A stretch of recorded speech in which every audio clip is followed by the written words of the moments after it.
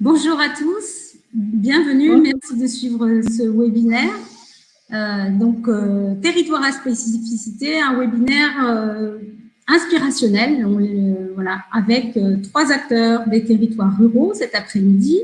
Donc, Monsieur Gilles Noël, qui est maire d'une petite commune de la Nièvre, Varzy, Madame Isabelle Sahaguin, qui est directrice attractivité et développement numérique dans le département du Lot, et pour le département du Lot d'ailleurs, et qui pilote la marque Oh My Lot, la démarche partenariale Oh My Lot, on aura l'occasion d'en parler, et Monsieur Cédric Zabot, directeur de l'Association des maires de France, qui seront là pour nous apporter leur regard sur cette crise et comment ça s'est déroulé à la fois dans leur territoire et puis quelles sont peut-être les opportunités ou les vulnérabilités qu'il faut prendre en compte pour l'après-crise. Donc, je vous rappelle que pour pouvoir interagir avec nous, vous avez deux onglets, le chat qui vous permet d'interagir rapidement et puis pour poser des questions, n'oubliez pas de les poser dans l'onglet questions et je les prendrai en compte et en fin de séminaire, enfin en fin de webinaire plutôt, on les posera à nos intervenants. Merci, merci à vous. Donc, on va commencer peut-être par un rapide tour de table, on va dire, concernant cette crise, quels ont été les enjeux pour chacun des territoires, les actions qui ont été mises en place et les mesures qui ont été prises pour faire face. Donc, je vais donner la parole d'abord à Madame Sahaguin du département du Lot, qui va nous expliquer un petit peu comment ça s'est passé pour son territoire. Bonjour à tous. Alors, d'abord, il faut préciser qu'au début du confinement, on s'est forcément, en tant que collectivité, recentré sur nos dispositifs d'urgence et de réponse à l'usager. Donc, je ne vous cacherai pas que pendant les premières semaines, la démarche d'attractivité a été un peu mise en sommeil. Et assez vite, on a bien compris que ça allait durer et qu'on devait revoir tout l'événementiel qui était programmé. En avril, notamment, on avait une grosse compétition de jeux vidéo pour les jeunes du territoire. On avait pas mal de visibilité sur des festivals. Donc, voilà, ça, on a dû faire une croix sur tout ça. Et puis, aussi revenir à des questions économiques, hein, de réponse aux entreprises. Même si on est la collectivité départementale, on a travaillé en partenariat avec les chambres consulaires et avec les EPCI pour répondre aux sollicitations, orienter les entreprises vers le guichet adapté qui pouvait prendre en compte leurs demandes et répondre à leurs besoins. Et au niveau purement démarche d'attractivité, assez vite, on est venu valoriser toutes les démarches de solidarité et les démarches positives qui se mettaient en place sur le territoire. Et on est venu aussi promouvoir l'achat local, donc les circuits courts, parce qu'il y avait plusieurs produits de saison, comme le rocamadour, la fraise, l'asperge, qui venaient sur les à point nommé et qui ne trouvaient pas de débouché. Donc, il fallait promouvoir auprès des Lotois cet achat local. Voilà, ça a été vraiment nos réactions d'urgence. Oui, merci beaucoup. Monsieur Noël, peut-être vous, pour un maire, les maires ont été en première ligne, hein, du coup, expliquez-nous un petit peu. Alors, là, on a l'illustration d'un département, hein, c'est 171 000 habitants ou quelque chose comme ça. Donc, vous redescendez un peu dans la gamme et vous arrivez dans des villages comme le mien qui font 1500 habitants. Donc, pour autant, la considération, les questions et la volonté de rassurer la population a été la même. Bon, chacun à son échelle. Évidemment, nous on fait ça d'un trottoir à l'autre, j'allais dire, pour ne pas paraphraser quelqu'un, mais on a les mêmes considérations. Il a fallu d'abord mettre tout le monde en autorisation spéciale d'absence. J'ai mis tout mon personnel. Je l'ai renvoyé chez lui, première chose.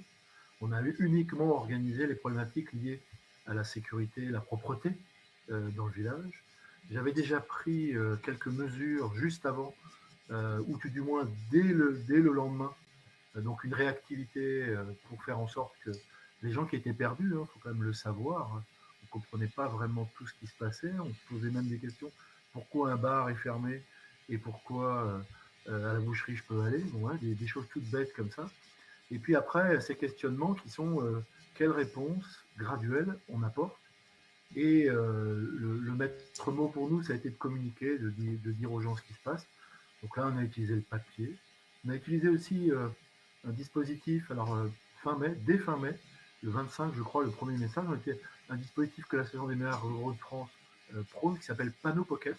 Donc on a diffusé de l'information sur les téléphones portables de nos administrés, des choses très synthétiques pour les rassurer, et aussi pour leur dire aussi des choses positives. On n'était pas que dans la peur, même si on a bloqué toutes les entrées à la maison de retraite. Voilà, on a pris tout un tas de précautions pour faire en sorte que... Et puis, on a travaillé en coopération. Et c'est ça, réactivité, coopération, c'est la volonté. Alors, chez nous, c'est simple. Hein. Il y a un boucher, il y a un boulanger, une pharmacie et un supermarché. Il y a 2 bureaux de tabac. Donc, avec eux, ça a été très simple. Hein. Vous savez, on téléphone, on fait un mail, on s'appelle et on a fait une organisation particulière dont je pourrais en dire un petit peu les mots. Mais on a essayé de gérer le stress parce que dans les épreuves qu'on a eu à subir, c'est avéré, surtout l'ouverture de l'école, qui a été vraiment un crève-cœur, pour moi le premier. Et ça m'a valu un peu le souci qu'on a d'ailleurs en milieu rural, c'est-à-dire à nouveau un combat contre l'État. Mais bon, on va en parler un petit peu plus. J'ai donc été obligé de réouvrir les écoles. Bon, voilà. Alors, je ne le regrette pas aujourd'hui, mais je n'étais pas fier la première semaine, mais j'étais pas tout seul avec la directrice d'école qui, elle, était toute seule.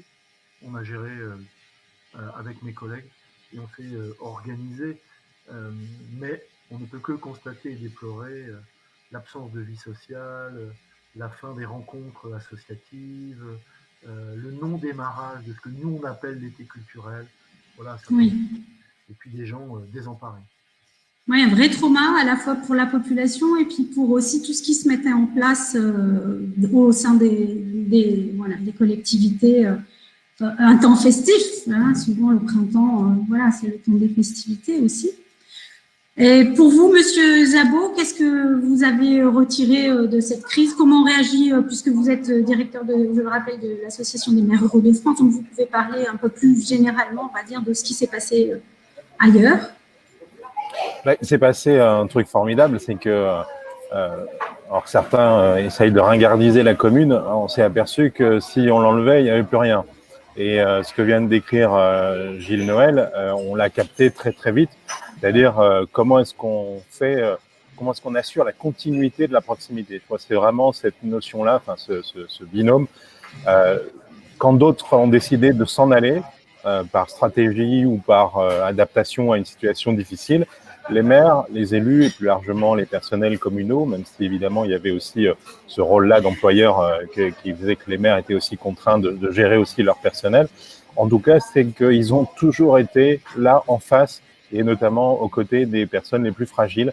Je pourrais citer par exemple ces situations extrêmement simples et concrètes. De devoir constater que, par exemple, la Poste avait décidé de fermer les bureaux ou de ne pas approvisionner en argent liquide les agences postales communales. Ça a une conséquence dramatique pour des centaines de milliers de personnes qui sont dépendants quotidiennement de ce type de fonctionnement-là. Et bien, ce sont les élus qui ont fait le job à la place, qui sont allés faire les courses à la place, qui sont venus rendre ce service-là. Ça s'est fait aussi en bonne intelligence avec beaucoup d'autres acteurs et on a cité avec la collègue les départements. Bien sûr qu'ils ont été là pour notamment toutes les problématiques liées aux masques, etc. Et toujours avec cette difficulté dans le dialogue aussi parfois un peu avec l'État. Continuité des services, continuité de la proximité et aussi capacité d'adaptation et d'évolution. Ce que décrit très bien Gilles Noël, c'est qu'au début, il faut faire de la pédagogie et finalement pendant les 6-8 semaines, il n'a pas fallu arrêter de dire aux gens respecter les gestes barrières, respecter les consignes d'hygiène et de sécurité, parce que le maire, c'est d'abord un représentant de l'État et en l'occurrence, de l'information, on va dire, descendante. Mais c'est aussi un comparse du quotidien et qui fait que ça a rendu la ville et la vie plus supportable pour des gens qui étaient en difficulté. Et donc, c'est quelque part une séquence... à peine un an et demi, à peine après la séquence des Gilets jaunes, où on nous a dit là aussi que finalement les élus étaient l'intermédiaire indispensable pour maintenir cette cohésion dans une situation de crise spécifique. là, dans une situation de crise sanitaire, ils vont encore une fois de plus montrer que sans eux, c'était pas possible. Tout seul, c'est pas possible non plus, mais sans eux, c'est pas possible. Tout à fait. On voit qu'en situation de crise, en effet, il y a plusieurs étapes. Donc, il y avait cette première étape de rassurer, de communiquer sur les gestes barrières, etc. Puis ensuite, de rapidement s'organiser, organiser les services de proximité, rassurer encore la population, s'organiser en interne. Et enfin, on a vu aussi des mesures d'urgence qui dépassaient le cadre des collectivités, comme vous le disiez, Madame Sahaguin, des réponses pour orienter les entreprises qui avaient des difficultés ou des choses comme ça.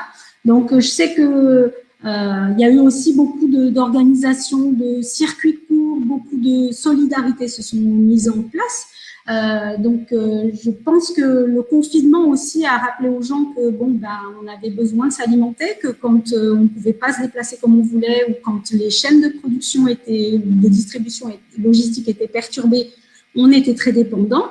Donc, du coup, comment vous avez mis en place justement ce genre d'action chez vous sur les circuits courts en particulier, ça nous intéresse.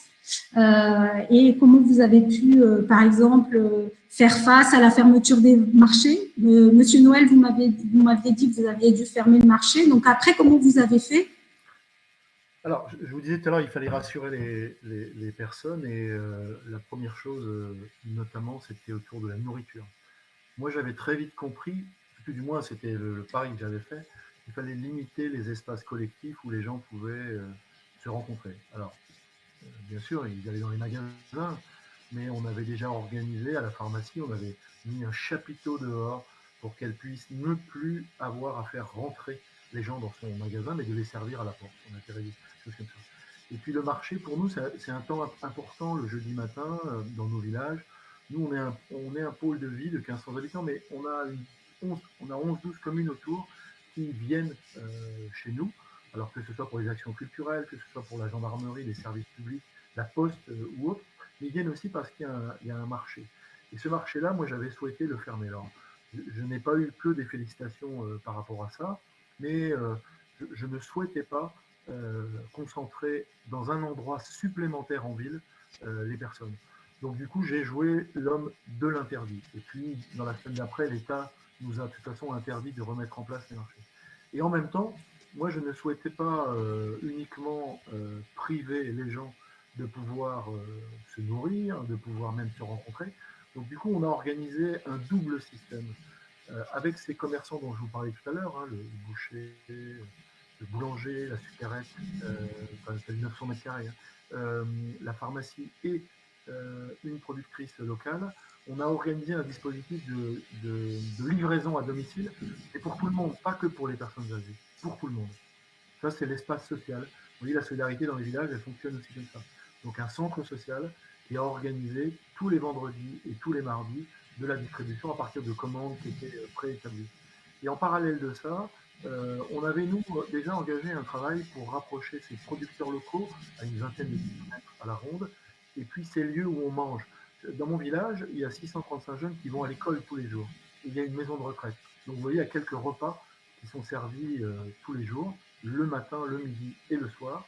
Et on avait travaillé, et on continue à travailler avec un organisme qui s'appelle Bourgogne Active, pour essayer de voir dans quelle mesure on pourrait faciliter la logistique, anticiper les commandes, faire en sorte que les prix restent les mêmes. Un ensemble de réflexions, pareil, en réunissant les gens et autres. Et donc là, on a ouvert, on ne pouvait plus se réunir à part avec la vidéo, on a ouvert une boutique en ligne. Voilà, on a créé une boutique en ligne, donc on a fait une expérimentation.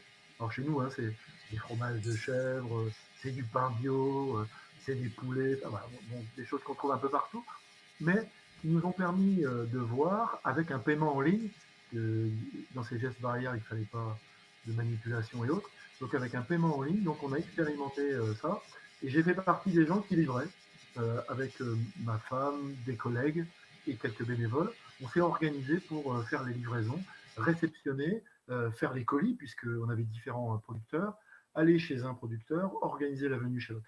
Donc voilà, entre guillemets, on a utilisé ce moment pour faire un peu de créativité et puis surtout pour éviter que les gens sortent de chez eux.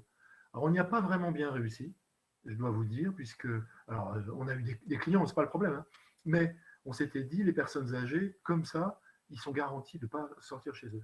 Eh bien, figurez-vous qu'il y en a encore, pour moi, beaucoup trop, qui venaient tous les jours. Et la boulangère ou d'autres me disaient, Gilles, on n'arrivera jamais à les empêcher. Ils me disent tous, c'est pas que je refuse de commander, mais moi, je veux vous voir tous les jours, ça me fait une sortie, avec une attestation et autres. Bon. Donc, on est aussi en milieu rural, on est moins habitué, puis il y a une relation, ne serait-ce que d'acheter son journal ou autre, de causer à la boulangère. Ben, c'est des gestes importants et c'est prépondérant. Donc, on a essayé de mettre un coin dans cette logique à la fois de produits locaux, et ça c'était intéressant, d'une gestion moderne, parce que la crise sanitaire nous obligeait à être moderne, même si j'ai pris ma voiture ou d'autres ont pris leur voiture.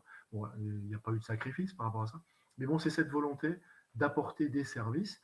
Les services publics, ça, on a l'habitude de faire. Mais là, du coup, on a on a mis en pratique une idée qui trottait un petit peu dans notre tête. Et je dois dire que ça va se prolonger par d'autres actions, mais j'en reparlerai un petit peu plus tard parce que c'était intéressant. Pour vous, Isabelle, comment ça s'est passé chez vous? Alors, sur l'aspect, en effet, mise en relation entre producteurs et consommateurs, il y a beaucoup d'initiatives qui se sont déployées. Il y a la Chambre d'agriculture qui a déployé une plateforme Angélotois avec des drives ou des points de collecte. Donc, c'est vrai que ça s'est multiplié et ça nous a fait dire que là, il allait falloir travailler sans doute à une plateforme regroupant toutes ces initiatives et les rendant accessibles de façon géolocalisée, pour faciliter la vie du consommateur quand il cherche un produit. Il y a aussi un partenariat avec les grandes surfaces qui s'est mis en place, avec des corners en fait qui ont été consacrés dans la partie fruits et légumes à la mise en avant en fait des produits lotois et donc des achats directs aux agriculteurs lotois. Les restaurateurs ont fait des plats emportés. Donc, c'est vrai qu'il y a eu une multitude d'initiatives qui se sont déployées. La créativité, hein, c'est vrai que c'est un mot important hein, dans cette période-là. Et aussi la solidarité, parce que, par exemple, l'agglomération du Grand Figeac, de Figeac, a mis en place une plateforme en ligne voisins solidaires. Donc, on propose de l'aide, on a besoin d'aide. Ça permettait de mettre en relation aussi avec un animateur qui pouvait être joint au téléphone. Et puis, au niveau solidarité, moi, ce qu'on m'a fait remonter aussi sur le territoire, c'est que beaucoup de personnes étaient venues se confiner dans le Lot, souvent dans leur maison secondaire, et qu'ils venaient travailler dans le Lot et qu'ils n'avaient pas forcément d'imprimante. Donc, il y a un peu de la débrouille qui s'est mise en place entre voisins aussi pour aider les actifs qui étaient venus se confiner dans le Lot, les aider à poursuivre leur activité depuis chez nous. Voilà. Donc, créativité, solidarité, ça a été un peu le mot d'ordre. Les maîtres mots. Et pour ce qui concerne la créativité, bien évidemment, en mesure d'urgence, Monsieur Zabo, il y a eu cette campagne C'est ma tournée, mise en place par votre association et l'association Bouge ton coq. Est-ce que vous pouvez nous en dire un petit peu plus? Oui, tout simplement, ça rejoint une nouvelle fois la notion de proximité. Très très vite, toute une série d'acteurs ont été contraints d'arrêter et donc très concrètement dans le milieu rural, c'est souvent le seul revenu du foyer. Ça peut être le restaurant, ça peut être le tabac, ça peut être toute une série d'activités. Et donc du jour au lendemain, ça s'arrête avec cette injonction de ne plus travailler.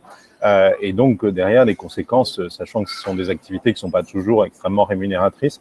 Et donc à un moment donné, l'exécutif de l'association s'est posé assez vite la question, interpellé qu'il était par un certain nombre d'opérateurs qui s'étaient dit comment on peut aider les territoires ruraux. Et il y a eu un débat, et le débat est très très vite, très naturellement venu sur la question des entrepreneurs, donc commerçants, petits artisans, petits producteurs locaux, qui étaient vraiment pour être trivial, en pleine galère. Et donc, on a aujourd'hui, à date, plus de 400 dossiers de demande d'aide, et on a déjà aidé très concrètement, réinvesti de l'argent dans l'économie rurale à hauteur de 225 000 euros. On continue aujourd'hui à distribuer des aides qui sont des aides très, très, très simples, très modestes, mais qui très concrètement sont venues Notamment, on avait toute une série de professions qui étaient très, très largement pénalisées. Je pense au salon de coiffure, j'ai parlé des restaurants, etc., où là, il y avait une interdiction formelle. Et donc, une réactivité, mais au-delà de l'action de l'association, ça renvoie à un sujet extrêmement intéressant. C'est que là, on est venu, ce sera peut-être plus tard dans la discussion, mais on a démontré que le fait que l'élu sache, et d'ailleurs, tous les dossiers étaient validés par le maire, c'est-à-dire que vous ne pouvez pas simplement sur la déclaration personnelle du commerçant dire on travaille là-dessus. Et donc, on a demandé au maire de nous dire voilà, quelle est la plus-value de ce commerce, de cette activité dans le village, et pour quelque part tenir compte de cette connaissance-là qui est déterminante. Et donc, quelque part, ça renvoie aussi à la question de la souplesse dans l'action publique. Et là, beaucoup de maires nous ont alertés très vite en disant mais on n'a pas le droit d'aider les entreprises, on n'a plus la compétence pour ça, c'est la région qui va le faire, c'est les EPCI, etc. Alors qu'en fait, la réalité concrète, c'était eux qui voyaient très bien que leurs habitants, qui sont aussi des entrepreneurs pour certains, eh ben, ils étaient dans une impasse et que les délais de réponse ou des fois les fins de non-recevoir des demandes d'aide dites officielles ou du fonds de concours national, eh ben, finalement leur a été interdite parce qu'ils ne cochaient pas les bonnes cases. Et donc, à un moment donné, le maire, par exemple, des dizaines de milliers de communes ont renoncé, par exemple, tout bêtement au loyer, qui sont souvent ceux que payent, même s'ils sont modestes, les exploitants du commerce local. Et c'est pas un report, hein, c'est pas les maires, c'est pas des banquiers, quoi. Hein, c'est pas, on reporte pas de 2 mois, c'est qu'ils renoncent. Hein. Donc voilà, c'est aussi cette marque-là de solidarité, de réalité. Et puis aujourd'hui que l'activité reprend, on constate encore que même beaucoup de commerces qui ont pu réouvrir constatent, eux, en milieu rural, des très grandes difficultés à retrouver leur clientèle. Leur activité précédente, ce qui est normal. Il y a une reprise, mais il y a eu à la fois un choc sur la demande, un choc sur l'offre. C'est clair. Alors, on a pu constater pendant la période de confinement, du coup, un report, enfin, ou disons, voilà, des mouvements de population massifs. Hein. L'INSEE a fait une étude, 17% de la population d'Île-de-France a donc bougé. Vous le disiez, Madame Sahaguin, certains se sont réfugiés dans le Lot, probablement. Et donc, du coup, voilà, soit des maisons secondaires, soit peut-être des locations chez des amis, la famille. Beaucoup d'étudiants aussi sont rentrés chez leurs parents, j'imagine. Et les saisonniers des stations de haute montagne sont repartis également chez eux. Donc, du coup, des mouvements de population, mais qui ont plutôt bénéficié justement aux territoires ruraux, qui sont devenus attractifs de fait, puisque la grande ville où la densité était perçue vraiment comme un risque pandémique, mais aussi un risque d'isolement. Il y a eu des études qui ont été faites sur les conditions de confinement dans les villes, et en comparant en fait avec les populations rurales, par exemple, l'INED a fait une étude là-dessus. On se rend compte que les populations confinées en ville étaient beaucoup plus anxieuses et avaient un sentiment d'isolement beaucoup plus fort, du fait aussi certainement du cadre de vie. Donc, est-ce que vous avez constaté, vous, une attractivité résidentielle et si oui, comment on peut la transformer pour quelque chose de plus pérenne? Alors moi, je peux vous dire, nous, on est un village qui est situé en bordure de route nationale à 2 heures de Paris. Donc, on a une habitude du résidentiel et de ces franciliens qui viennent chez nous. Il y a des habitudes qui se créent. Et figurez-vous que les commerçants nous ont fait savoir, alors on avait repéré que les maisons étaient ouvertes de façon anormale au sens touristique du terme, en ville et dans les hameaux, et les commerces disant on n'a jamais fait un chiffre d'affaires aussi important. Bon, d'abord parce que moi je travaille à 50 km d'ici, j'ai mangé tous les jours chez moi, donc il y avait un afflux, les gamins n'allaient plus au restaurant scolaire, donc il y avait un afflux, j'allais dire, de consommateurs naturels, mais et surtout le week-end d'ailleurs, ça a posé quand même quelques questions ici, où on voyait des gens qu'on ne connaissait pas forcément et qu'on revoyait, quelquefois d'une semaine sur l'autre. Donc certains sont restés 3 mois chez nous, j'allais dire, y compris même des étrangers, hein, et c'est tant mieux. Hein. Et puis d'autres, on les voyait le samedi matin et le dimanche, et ils remplissaient leur panier pour retourner vraisemblablement en ville. Donc oui, il y a eu un afflux indéniable. La boutique, elle a aussi fonctionné parce que on avait des clients où il fallait que je cherche.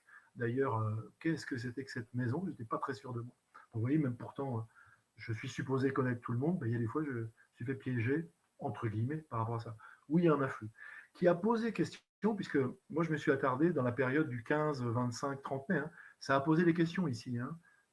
Comment ça se fait qu'on voit des gens, qu'est-ce qu'ils viennent faire ici? Et puis, bon, regardez le résultat. Hein. Nous, on a une population, c'est 40%, ils ont plus de 60 ans.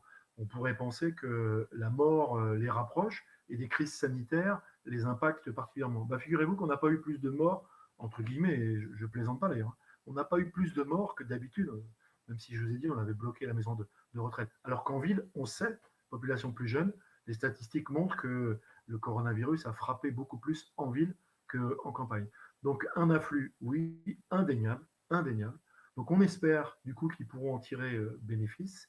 Mais moi, je ne crois pas uniquement à cet Eldorado parisien qui viendrait sauver les campagnes. Par contre, ils y sont les bienvenus. Ils ont pu télétravailler, comme moi d'ailleurs. Tous les jours, j'ai pu télétravailler, même si la fibre n'est attendue que dans 3 ans chez nous. On a pu télétravailler. Alors, ce n'est pas toujours très simple parce que suivant l'endroit où vous habitez dans le village et dans les hameaux, il faut quelquefois monter sur une chaise, pas tomber et cliquer au bon moment. Mais il y a effectivement, on s'est découvert, moi le premier, que je pouvais éviter de faire 100 ou 150 km par jour pour aller travailler, puisque quand on est en campagne et que certains boulots sont en ville, on va travailler en ville, ça c'est clair. Donc un pôle de vie qui a vu une population, c'est là que j'aurais dû faire venir l'INSEE, je regrette d'ailleurs, parce que du coup j'aurais passé les barres de population pour les dotations d'État. Mais oui, un pôle de vie qui s'est enrichi de personnes avec des questionnements. Et puis petit à petit, les choses se sont quand même pas si mal passées. Il y a eu quelques petites accroches, mais ça a été. Des gendarmes qui veillaient aussi, parce qu'il y a eu aussi quelques barbecues initialement mis en place dans des conditions qui respectaient rien du tout. Et après, les gens ont vite compris. Et puis vous savez, chez nous, le vivre ensemble, c'est aussi une tradition, donc ça a bien vécu. Et on voudrait même qu'il reste encore un peu plus s'il voulait, mais il me semble qu'il y en a quelques-uns qui ont dû retourner en présentiel à leur travail. D'accord, merci. Et Madame Sahaguin, est-ce que en termes d'attractivité résidentielle, c'est un vrai, vous l'avez constaté aussi, et c'est un vrai potentiel dont peuvent tirer parti les territoires à faible densité?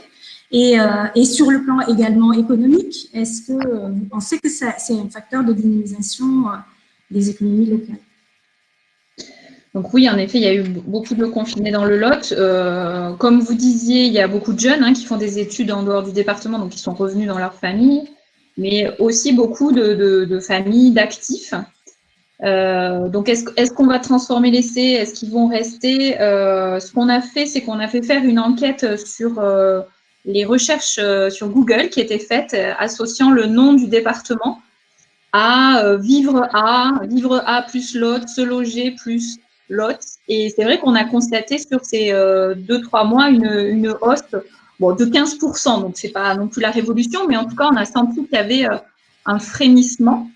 Et après, ce qu'on essaye de répertorier, c'est ces témoignages. Et on en a beaucoup de témoignages de confinés qui maintenant cherchent en effet une reconversion professionnelle localement. Donc, soit ont la capacité de poursuivre le télétravail, soit cherchent plutôt à reprendre une activité, à s'installer. On a noté que vraiment les épiceries, les multiservices, les exploitations agricoles, voilà, il y avait de la demande. Les consulaires nous disent qu'au niveau création d'entreprise, ça s'est pas effondré pendant la période, ça s'est maintenu et qu'ils continuent à recevoir des demandes. Donc, sur le résidentiel, on espère que ça se transformera pas que par de la résidence secondaire, mais vraiment par de la résidence principale dans le Lot et de l'installation et de la création d'activités sur place. Au niveau emploi salarié, là, on est encore en train de faire les bilans parce que par contre, il y a eu quand même une chute brutale des offres d'emploi au niveau salarié, notamment dans le secteur de l'aéronautique.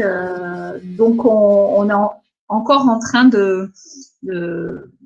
voilà, de faire les études. Je pense que ça mettra vraiment jusqu'à la fin de l'année pour qu'on se rende compte si au niveau économique, voilà, il y a beaucoup de conséquences négatives ou si au contraire, il y a eu beaucoup de création d'entreprises.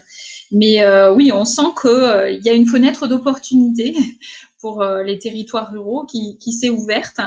Et tout simplement, voilà, cette recherche d'espace, de maison avec un espace extérieur, d'un cadre de vie plus agréable. Et voilà, on est encore en train d'étudier les tendances. Merci. Et sur le plan touristique, je sais que l'Association des maires ruraux de France vient de faire aussi, de signer un partenariat avec Airbnb. Donc, ça peut être également un facteur à la fois d'attractivité, mais également disons, de développement économique, une opportunité pour le développement économique des territoires ruraux.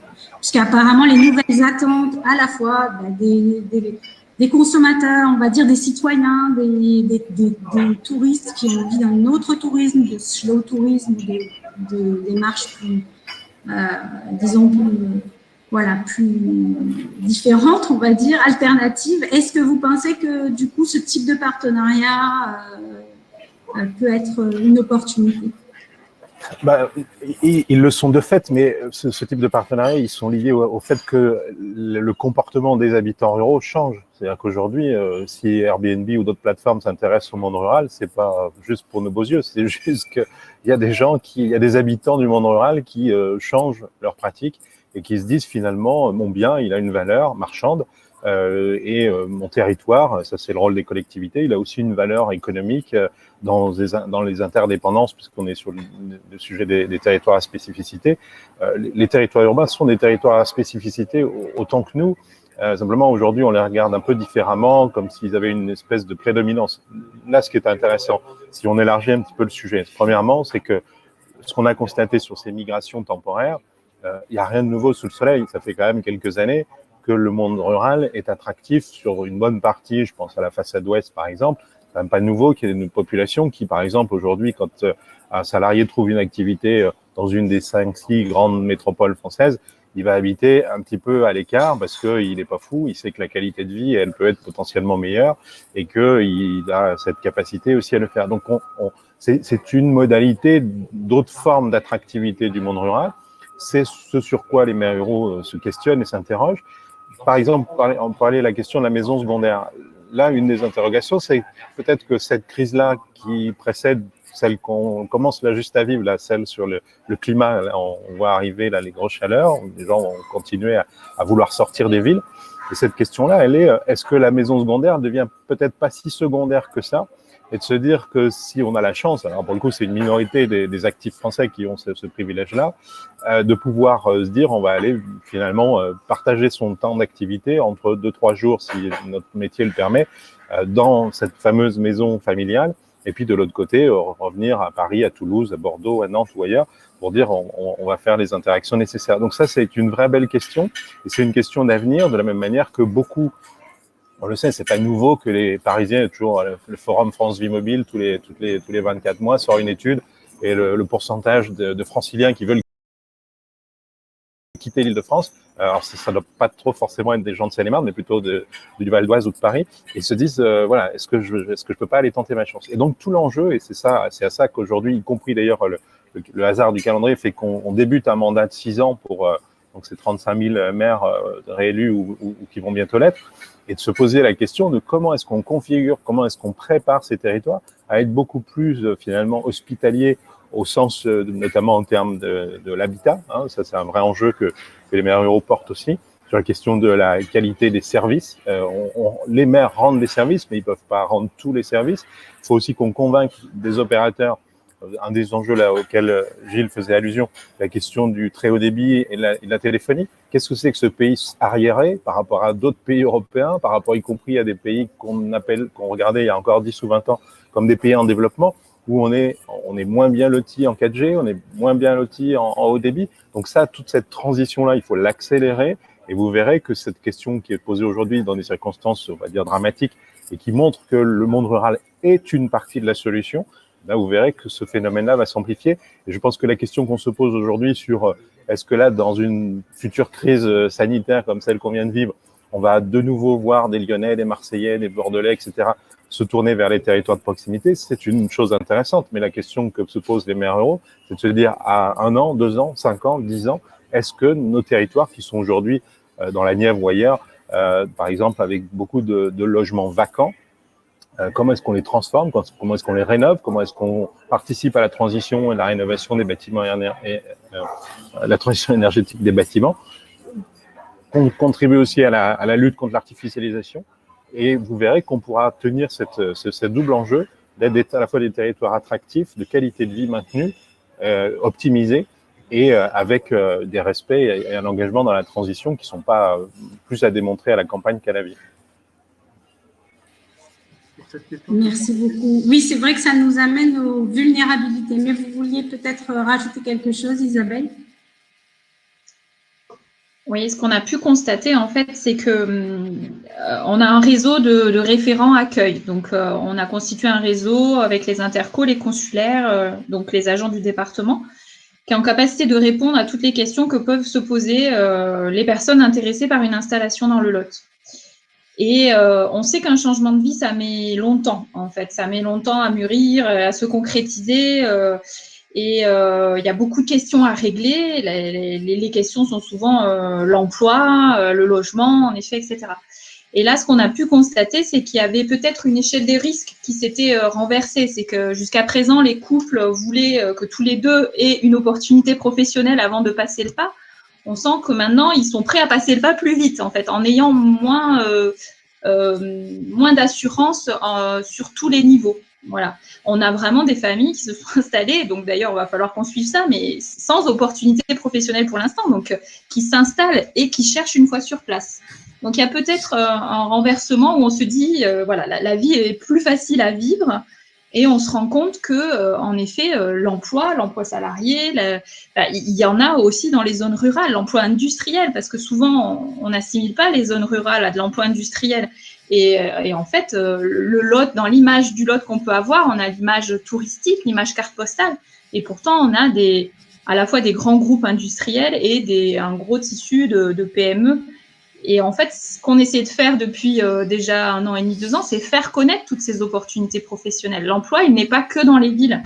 Voilà. Donc, j'espère que la crise, elle touche un peu tous les territoires. Donc, on va voir les conséquences au niveau économique. Mais en tout cas, il y aura encore des opportunités professionnelles dans les territoires ruraux à venir. Voilà. Alors, monsieur Noël veut intervenir. Un complément, oui. Moi, je crois au fait qu'il est nécessaire pour nous de faire rester les gens au pays, nos enfants ou petits-enfants, et qu'effectivement, il ne faut pas qu'on loupe le faire venir des gens d'ailleurs. Hein, c'était la discussion d'ici. Mais nous, dans nos têtes, on a intérêt, nous les élus ruraux, on a intérêt à faire valoir nos forces sans mettre de côté nos faiblesses, mais on a intérêt aussi à faire la révolution dans notre tête. Quand j'étais gamin, effectivement, tous les adultes me disaient, c'est pas ici que tu vas trouver du travail, il faut que tu ailles ailleurs. Bon, j'ai été loin, hein, mais je suis revenu. Et aujourd'hui, on a besoin de dire à nos enfants et à nos petits-enfants, parce que le télétravail, l'organisation familiale, et comme vous l'avez dit, on n'en est peut-être plus à vouloir amasser, parce que de toute façon, le coût de la vie en ville est tellement important qu'il ne suffit pas d'amasser pour être rassasié. Donc, on a aussi quelques mutations à faire. Moi, je pense qu'il faut faire des mutations dans nos têtes. Il faut qu'on double le fait d'être attractif par rapport aux gens d'ailleurs à être conscient de nos forces et de faire en sorte qu'on puisse rester vivre au pays. Parce que ça nous est un peu passé par-dessus la tête. Mais vous avez raison, il y a des emplois, des opportunités. Et puis il y a des collectivités qui s'organisent, même pour des gens qui n'ont pas de travail initialement. Il y a des initiatives, des expérimentations. Je vois ici sur les territoires alentours, on est sur des expérimentations de territoires zéro chômeur, parce qu'on croit aussi à ce retour au travail, mais on a aussi des exemples de gamins qui ont installé leur entreprise et qui travaillent particulièrement sur Paris. Donc aujourd'hui, ils vivent ici. Alors ils font des allers-retours, bien évidemment. Hein. Ils bénéficient des rémunérations de Paris, et ils sont, alors pas les rois du pétrole, je ne peux pas dire ça, mais ils vivent pas si mal que ça, parce que la crise nous a aussi fait prendre conscience qu'on pouvait vivre de façon essentielle et pas que superflue, même si j'ai bien conscience qu'il y a quelques plateformes qui ont dû faire un peu de chiffre d'affaires, mais on a aussi des gens qui se sont contentés, entre guillemets, d'avoir un réflexe consumériste un peu moins important que précédemment, et puis qui reviennent aux sources. Et revenir aux sources, c'est revenir au pays. Merci. Il nous reste 5 minutes, peut-être aborder aussi les vulnérabilités. Monsieur Szabó, peut-être, voilà, vous nous aviez alerté tout à l'heure sur la fibre. Il y a aussi peut-être à revoir aussi les finances, parce que c'est compliqué aussi sur le plan financier parfois. Comme vous dites, il y a eu beaucoup d'actions de solidarité, donc de dons, donc ça menace aussi les finances locales quelque part. Donc, comment on fait face à ces vulnérabilités? On a passé plusieurs années là, dans l'association à mener un combat long et patient, c'est de faire changer de regard sur la ruralité. Ça, c'est une des vulnérabilités des territoires ruraux, c'est qu'ils sont regardés par les urbains souvent et par les opérateurs de pouvoir, on va dire des choses comme ça, que ce soit de l'État ou d'autres niveaux de collectivité, avec une logique un petit peu de condescendance, on va vous expliquer comment il faut faire, etc. Vous inquiétez pas, on va s'occuper de vous. Et tout ça, on voit que ça marche pas, quoi. Enfin, en tout cas, pas comme il faudrait. Et puis de l'autre côté, il y a aussi cette vulnérabilité, je veux dire, intrinsèque aux territoires ruraux, c'est que parfois être un petit peu trop, je vais dire comme ça, un peu trop modeste, ou en tout cas s'imaginer que c'était pas fait pour eux, quoi. Hein. Et donc finalement, il y a une tolérance qui est au-delà du raisonnable. Par exemple, j'évoquais la question de la fibre, de la téléphonie, etc. On tolère des choses qui sont intolérables, très concrètement. Sur la santé, là, je vois des questions sur la santé. C'est juste pas possible, quoi. Ça fait 30 ans qu'on fait des rapports au Sénat, à l'Assemblée nationale, en disant les médecins, etc., etc.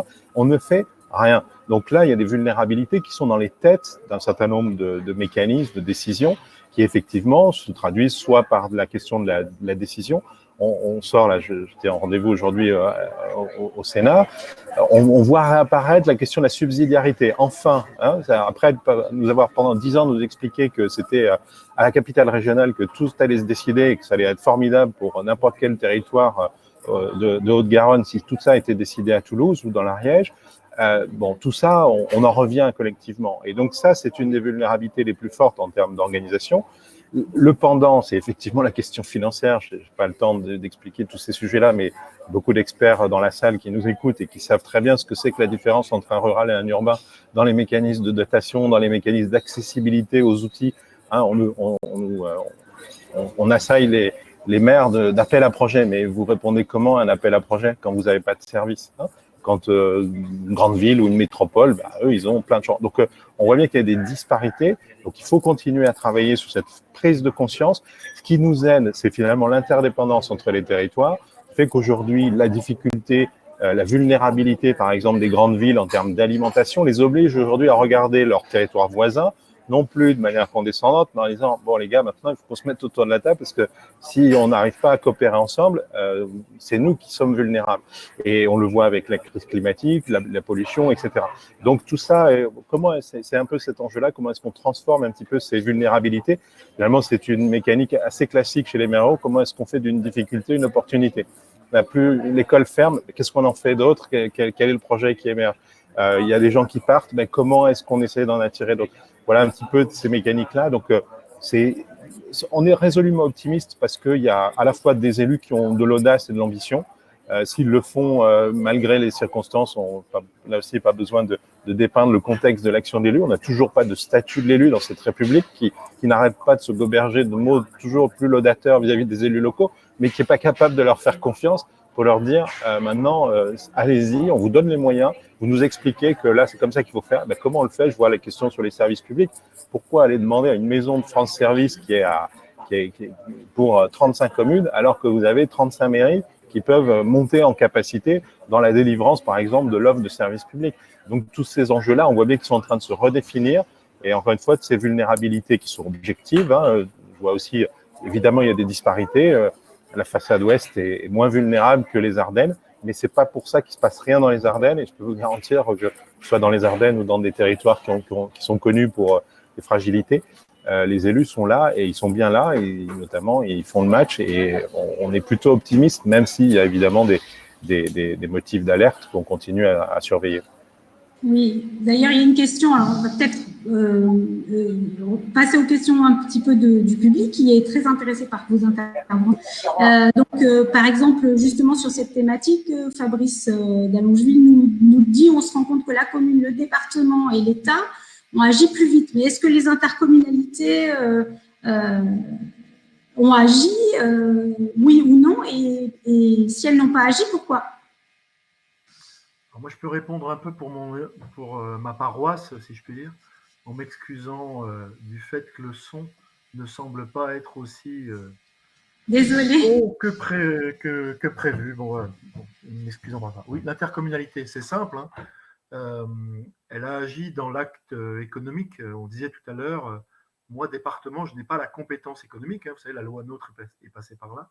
Et l'intercommunalité a fait. Bon, par exemple, pour mon village, puisque moi, je suis vice-président dans une intercommunauté de 30 villages, je m'occupe d'attractivité. Vous voyez, comme quoi. Hein.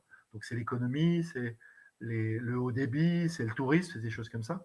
J'ai appelé les 110 ressources d'emploi qu'il y a ici.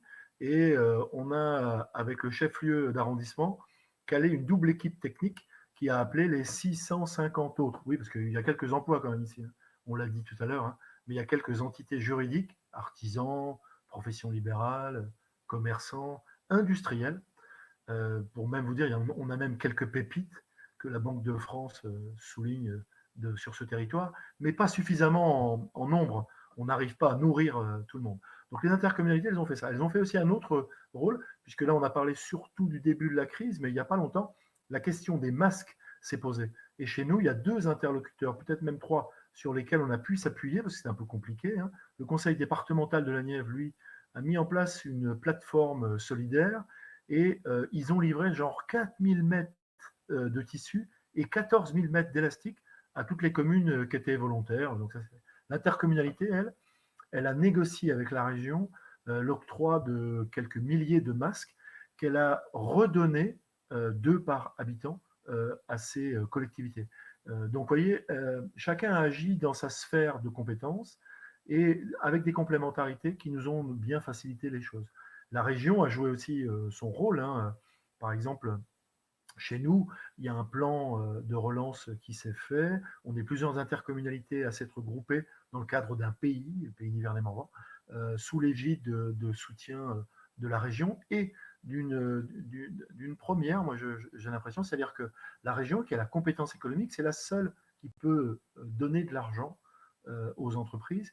Elle a créé une délégation d'octroi et là on a une convention qui est en cours, c'est-à-dire qu'on va gérer pour elle une enveloppe en y mettant aussi quelques fonds au niveau de l'intercommunalité.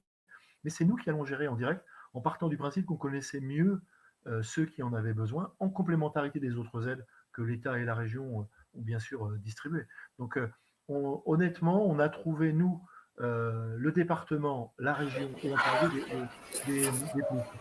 Je dois quand même dire que l'État nous a beaucoup alimenté sur les interdits, sur ce qu'il ne fallait pas faire, ou nous a averti attention à ci, attention à ça. Mais malheureusement, et ça, c'est pas les personnes, c'est que les services ici sur un département comme celui de la Nièvre, ben, ils sont partis. L'État a détricoté ces services et aujourd'hui a essayé de s'appuyer sur les maires. Et oui, ça c'est vrai, on a pu le faire. Mais on a joué tous un rôle complémentaire. Et puis, on a aussi expérimenté la télémédecine. On a vu, nous, des médecins qui... D'abord, on a aussi des gens, des personnes, des citoyens qui n'ont pas de médecin de référence. Alors, pas dans mon village, pour l'instant, ça se passe bien, mais on a vu aussi ça. Et du coup, la télémédecine a pris le pas, les organisations se sont faites pour éviter que les personnes sortent. C'était aussi de bonne loi. Ce qui leur a aussi permis de voir que c'était possible, parce que les infirmiers faisaient le relais. Les infirmiers, vous savez, c'est comme les postiers, hein, ils sont tous les matins, 7 jours sur 7, et tous les soirs sur la route, et ils passent chez nous, et donc ils sont vraiment des forces vives qu'il faut qu'on additionne, sans pour autant oublier que les services publics, c'est partout et tout le temps, et là, l'État devrait non pas continuer à nous dire que c'est la faute des autres ou de ceux d'avant, mais plutôt mettre quelques mesures coercitives. Alors, l'Association des maires ruraux de France a quelques propositions, mais malheureusement, c'est un silence assourdissant quand on les évoque, mais ça fait partie des choses.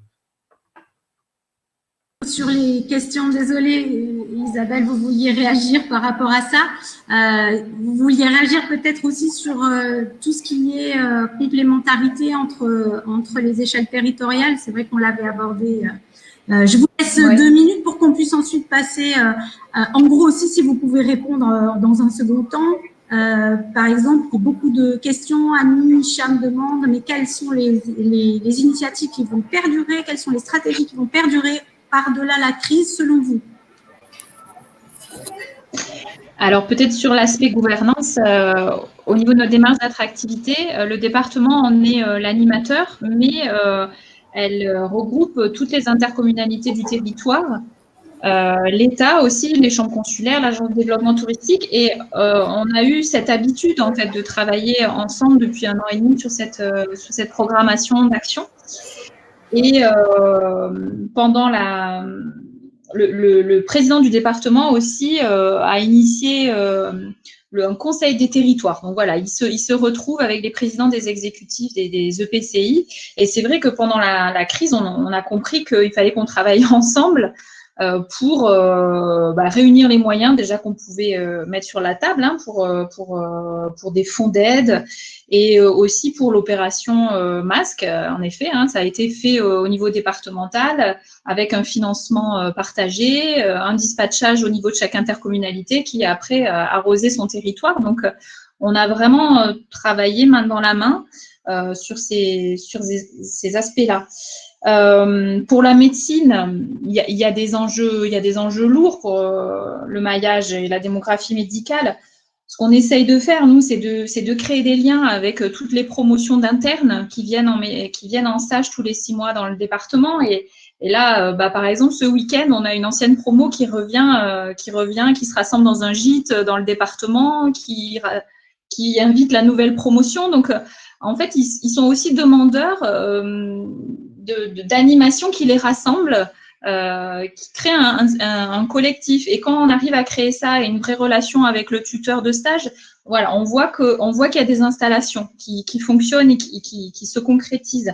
Mais après, bon, il y a des enjeux beaucoup plus lourds, notamment peut-être sur le lien aussi entre hôpital et médecine de ville, en fait. Voilà. Et qu'est-ce qui va perdurer? J'espère que justement ces réflexes-là de travailler ensemble, de mettre nos moyens ensemble pour peser, vont perdurer. Et là, on le fait notamment sur une communication, un plan de communication de relance de la destination Lot. C'est pas une communication tourisme habituelle, c'est vraiment une communication qui est là aussi pour valoriser la vie dans le Lot. Et c'est un peu nouveau qu'on ne soit pas dans de l'affichage de grands sites touristiques, mais plutôt dans l'affichage de scènes de vie aussi, en fait, d'un art de vivre. Voilà, donc c'est peut-être cette gouvernance-là et cette habitude à travailler ensemble qui a pu se renforcer pendant la période. Je pense aussi qu'il y a, là on parle peut-être plus du public, mais du côté privé, les entreprises, les associations de commerçants, les recruteurs du territoire ont compris aussi qu'il fallait qu'on travaille ensemble. Donc là, on est beaucoup sollicité pour justement, au niveau de cette démarche d'attractivité, faire des choses avec l'association départementale des commerçants, les cafetiers. Voilà, donc je pense qu'il y a peut-être une prise de conscience de l'enjeu de travailler ensemble, qui ressort de cette crise-là et qui j'espère, va nous servir pour la suite. Et il y a une autre question qui concerne aussi disons, comment on fait, Fabrice Dallongeville appelle ça le plugin, mais entre des néo-ruraux et leurs attentes peut-être urbaines ou nouvelles attentes, puisqu'il y a quand même des tendances de fond. Un certain nombre de gens peut-être qui ont envie de campagne maintenant n'ont pas tout à fait la même approche que par le passé. Donc, mais comment on fait avec les populations qui sont déjà installées, qui ont leur façon de vivre, comme vous dites, leur convivialité, mais il faut aussi bien toute une culture à s'approprier. Comment ça se passe? Donc, j'ai une question que je peux poser peut-être à Cédric. Vous voulez répondre? La première réponse, elle vient d'avoir lieu, c'est dans les conseils municipaux. Vous regardez, il y a beaucoup de conseils municipaux qui ont intégré des nouveaux, mais bon, ça peut se faire que tous les 6 ans, donc il y a d'autres modalités. En tout cas, celle-ci, elle est réelle, elle est effective, y compris d'ailleurs en milieu rural, vous avez beaucoup de ressortissants de l'Union européenne qui aussi s'impliquent dans la vie locale, donc ça va au-delà de la question du parisien ou de l'urbain. Ça, c'est un vrai sujet. Moi, je reviens quand même sur la question, c'est un peu aussi là dans les questions, sur la question de la coopération, travailler ensemble, etc. Il faut quand même dire les choses aussi telles qu'elles sont. C'est-à-dire que, indépendamment des capacités, des propensions liées finalement à chaque individu, chaque élu, le contexte rural fait que coopérer, c'est plus compliqué en milieu rural qu'en milieu urbain pour des raisons toutes bêtes de connexion, de temps de rencontre, le fait de se déplacer pour aller faire une réunion. Quand vous allez en ville, vous faites 3 réunions dans la semaine sans perdre de temps dans les transports. Vous avez une densité d'opérateurs, vous avez parlé des vulnérabilités, et quelqu'un a parlé de la question de la présence ou de l'absence de l'État. Donc ça, à un moment donné, ça prend plus de temps. J'étais hier, je traversais un village de Saône-et-Loire. Le maire m'expliquait comment il a dû batailler 3 ans face, on est désolé de le dire comme ça, face à l'architecte des bâtiments de France, parce qu'il refusait que ce monsieur fasse une rénovation d'un bâti d'une gendarmerie la gendarmerie était fermée depuis au moins 15 ans, il fait de la rénovation bâtiment énergétique, TEPCV, enfin le must quoi de ce qui se fait, 3 ans au tribunal pour pouvoir agir. Vous voyez ce que je veux dire, quoi. Et donc, ces configurations-là, il me l'a expliqué, c'est lui personnellement qui a monté tous les dossiers parce que son ingénierie locale, elle n'existe pas. Et alors, voilà, donc ça prend du temps, ça prend etc. Donc, d'où aussi l'intérêt de densifier progressivement les territoires ruraux. Et on verra que la mécanique, finalement, elle va s'auto-alimenter parce que c'est vrai que c'est le talent variable selon les configurations qui fait qu'on est capable d'intégrer, même s'il n'est pas au conseil municipal, de faire bosser l'architecte, de faire bosser le jeune qui a envie de s'impliquer dans la vie locale, de faire travailler aussi les aînés, de faire etc. Et donc, c'est cette mécanique de coopération, mais qui est un peu plus complexe et qui demanderait beaucoup. Là, on nous vend en ce moment l'arrivée de l'Agence nationale de cohésion des territoires au service des élus. On va tester, on va envoyer des courriers, on va dire, voilà, nous, on a un projet, il est complexe pour notre commune, comment vous pouvez nous aider? Puis on verra très vite s'ils font ou s'ils font pas. Et s'ils font pas, il faudra qu'ils nous disent comment c'est possible, comment on fait quoi désormais. Parce que c'est tous ces sujets-là qui sont importants. On sait très bien qu'il faut coopérer, qu'il faut travailler à plusieurs, etc. Mais il faut aussi que beaucoup d'opérateurs, vous évoquiez tout à l'heure de Airbnb, mais il y a beaucoup d'autres opérateurs qui s'intéressent au monde rural et c'est bien. Mais il y a encore plein d'opérateurs qui ne s'intéressent pas. Je circule, j'ai ce privilège dans ma fonction de voyager dans beaucoup de territoires ruraux. Je vois par exemple en ce moment, ça fait maintenant 4-5 ans, que beaucoup de syndicats d'électricité départementaux ont installé des bornes électriques dans une logique d'anticipation et des choses comme ça. Mais il n'y a pas un opérateur pour venir mettre et financer finalement le fait que, pourquoi, alors qu'on sait qu'en milieu rural, on restera toujours à un niveau très élevé de pourcentage d'utilisation de la voiture, pourquoi les industriels du véhicule électrique ne s'intéressent pas plus au monde rural, par exemple? C'est une question toute bête qu'on je mets là comme ça au milieu de la place. Et voilà, mais il y a plein d'autres secteurs comme ça qui… Donc coopérer, oui, mais il faut qu'aussi, et je le disais tout à l'heure, que les urbains ou les acteurs économiques se disent, tiens, en écoutant aussi ce que font les TPE, les PME locales, on s'implique, on se bat pour son territoire. Mais son territoire, on a tous le même, c'est le territoire national. Et on voit que de plus en plus, c'est ça qui nourrit aussi notre optimisme, il y a beaucoup de gens qui changent, qui font le pas de côté, qui finalement se disent, au-delà de ceux qui viennent s'installer ou pas dans le territoire rural, de dire finalement, ouais, c'est des territoires, on peut tout simplement, parce que c'est l'action économique, on peut aussi faire des affaires avec le monde rural. Et ça, c'est plutôt bon signe. On n'a jamais eu autant d'habitants dans le monde rural depuis 20 dernières années, ça continue à augmenter. C'est pas ça qui va arrêter les maires, au contraire, à mettre à profit les 6 ans qui viennent pour accentuer encore cette attractivité-là. Oui, on est bien d'accord qu'en plus, face à cette crise, vraiment, les territoires ruraux ont été très, très réactifs, très, on va dire, très innovants, toujours. Donc, oui, je ne suis pas intervenu sur l'histoire, pardon, je suis pas intervenu sur l'histoire de la gouvernance, là, la question que posait Fabrice. La proximité, c'est le maire, c'est le conseil municipal. Quand vous avez aujourd'hui, par le fruit d'une loi qu'aujourd'hui, même ceux qui l'ont votée disent qu'elle est mauvaise, fait des intercommunalités à 60, 80, 120 communes, pardon, mais ça peut pas être de la proximité, quoi. Hein, on peut se raconter des histoires, mais à un moment donné, on revient sur la réalité. Et donc, c'est peut-être pour ça que le sentiment de certains élus, de trouver que l'outil intercommunal a pas forcément toujours bien répondu là, dans cette période-là. Mais est-ce que c'était sa mission? On n'en sait rien. Mais en tout cas, c'est vrai que le constat est là, c'est que cet outil a encore beaucoup besoin de progresser, à la fois dans la gouvernance qui associe mieux les élus, et puis de l'autre côté, de se poser la question de sa politique en termes d'aménagement du territoire. Est-ce que les services qu'on rend, c'est plutôt très bien fait sur les questions de ramassage, de collecte des ordures ménagères, etc. C'est quand même beaucoup plus compliqué aujourd'hui quand on va sur des sujets très vie quotidienne des Français, comme la mobilité, comme le développement économique, où là, on voit on reconstitue des polarités, des centralités, choses qui sont parfois un peu incompatibles avec le principe même du développer l'ensemble du territoire. Merci. Merci beaucoup à vous. Je suis désolée, on arrive vraiment à la fin du webinaire. Vous aviez envie encore de dire peut-être un petit mot. Alors, deux mots de la fin pour Monsieur Noël et 2 mots de la fin pour Madame Sag. Oui, c'est vrai. On manque d'investisseurs privés dans nos collectivités et dès qu'il y a un restaurant qui ferme, dès qu'il y a une entreprise qui a cédé, c'est compliqué. Et d'ailleurs, on se tourne toujours vers la mairie. Tu ne voudrais pas acheter ci, tu ne voudrais pas acheter ça. Bon, d'accord, ça c'est la première chose. Par contre, ce qu'il faut aussi qu'on dise, c'est que la vie sociale, parce qu'on a plein d'associations, nous, et des bénévoles. Hein. Tout à l'heure, quand je parlais du tissu et des élastiques, vous savez, c'est les bénévoles qui ont fabriqué les masques ici. Ils en ont fabriqué 1000, je crois. Bon, donc on a beaucoup de bénévoles, on a beaucoup de gens qui veulent s'investir et qui veulent donner du temps. Ça, c'est une vraie richesse pour nous. Et nous, la ville, elle a pris, l'intercommunalité aussi, elle a pris un acte, elle a fait un acte particulier. Elle a sacralisé le montant des subventions de cette année 2020, quoi qu'il arrive. Donc le monde associatif et notamment nos acteurs culturels que l'on a, qu'on n'a pas vus, bien évidemment.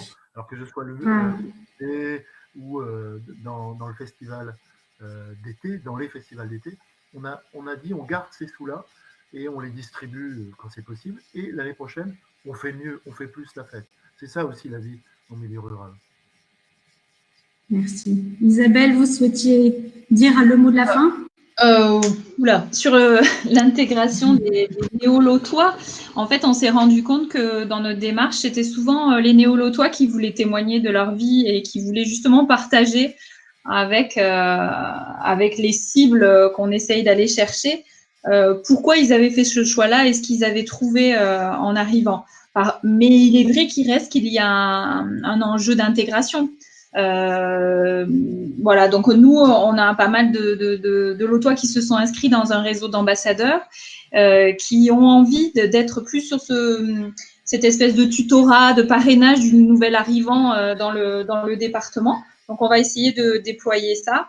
Et après, oui, je rejoins tout à fait ce qui a été dit sur l'ambiance festive qu'on a habituellement l'été et tout le reste de l'année, les comités des fêtes qui souvent intègrent beaucoup les nouveaux arrivants dans les villages. Bon, cet été, ça va être moins actif, mais voilà, j'ai reçu hier des porteurs de projets qui veulent faire un super festival début octobre. On espère que ça va clôturer la saison estivale et qu'il y aura de l'animation et voilà, il y a une volonté de renouveau aussi et de rassemblement et de vivre ensemble. Donc, voilà, tout en étant en alerte sur les enjeux de Covid. Bon, pour l'instant, nous, ça fait un mois qu'il n'y a pas un seul cas dans le département, donc j'espère que ça va rester comme ça. Et on croise les doigts pour que cet été aussi, les touristes qui viennent, les résidents secondaires, voilà, arrivent à s'intégrer dans le département. Mais je vous remercie en tout cas à tous les trois, c'était très intéressant et d'avoir en plus différentes visions parce que différents échelons territoriaux et différentes expériences. Merci infiniment à tous les trois. On peut retrouver ce webinaire en replay bientôt. Vous cliquez sur le site du Place Marketing Forum et vous pourrez le revoir en replay. Et je vous invite demain pour notre dernière journée thématique sur le branding qui sera animé par Christophe Allais. À demain à tous. Au revoir. Merci. À bientôt. Merci encore. Merci infiniment. C'était vraiment Très intéressant.